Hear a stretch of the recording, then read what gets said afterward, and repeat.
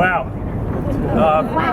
First, I guess the first order of business is I'd like to introduce to the media just a few of my friends. I know the Senate Republicans, said that we were coming to City Hall today because I'm being supported by a bunch of insiders.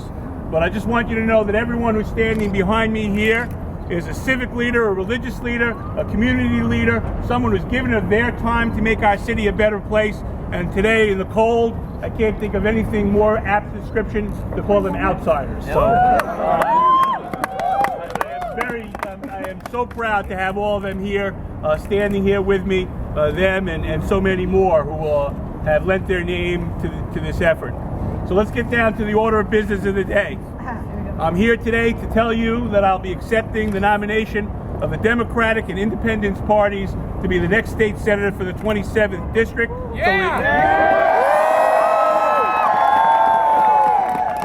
So we can restore the faith of the citizens of Southern Brooklyn in common sense government they can trust.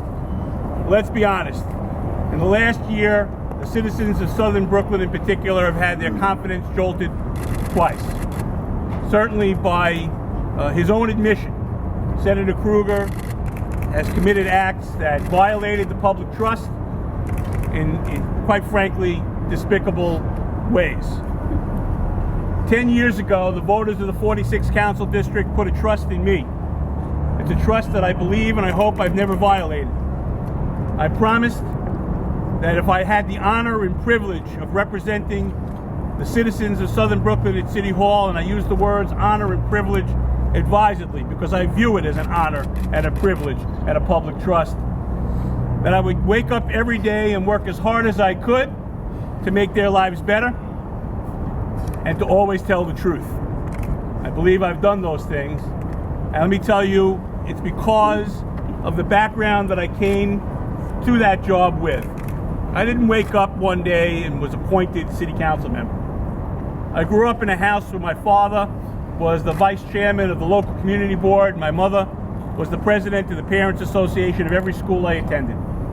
As the youngest of three, I would frequently get dragged along to those meetings, so I had a sense of civic activism and community spirit. I was the founding director of our neighborhood housing services program, the vice president of our community development corporation, and by the time I was 26, I was very proud to be the local community board chairman. It's that background of public service and community activism that brought me 10 years ago to City Hall, and it's that background that I hope will take me to the chambers of the State Senate on March 20th. So let me just tell you a little bit about my philosophy of what a good elected official should be. I call it the 4 C's. The first is common sense. You have to have common sense about things that people actually care about in their everyday lives. The kind of common sense that tells you not to raise property taxes when you're in the middle of a mortgage foreclosure crisis. In fact, the kind of common sense that tells you when you're watching what's going on in real estate closings as an attorney, that a mortgage foreclosure crisis is coming. And everybody behind me here knows that 2 years before we hit that crisis, I predicted it. I predicted it because I saw what was coming every day. Not because I'm an expert in Fannie Mae or Freddie Mac, but because I went to real estate closings and understood what was going on in everyday lives. And as a result of that, we took action. We created the Center for New York City Neighborhoods, and thousands of New Yorkers were spared the pain of having their homes foreclosed upon because there was common sense. There's a little bit too much ideology and ideological battles going on in Washington and particularly Albany in the state Senate. People are tired of partisan bickering. There's too much right wing and left wing and top and bottom. People are just interested in having someone go to government who's going to look at common sense solutions to everyday problems. That is number 1, common sense. Number 2 is communication. I know that I have a reputation for being one of those guys who shows up at just about every meeting in the neighborhood. And I go and I stay. If it's at all possible, I stay for the whole meeting because I think it's at least as important to hear what my constituents have to say as it is for them to hear what I have to say. Every now and then, government needs to shimmy down from the ivory tower and talk to people about what matters in their everyday lives. I have made a promise that I have kept, and I will keep it in the state Senate.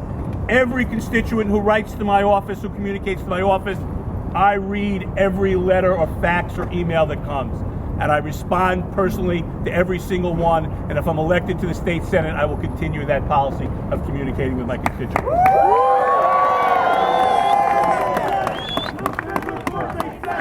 Lew Fidler for state Senate. Lew Fidler for state Senate. Lew Fidler for state Senate. Lew Fidler for state Senate. Lew Fidler for state Senate. Maybe I should quit with 2 C's. The third is character. You have to know right from wrong.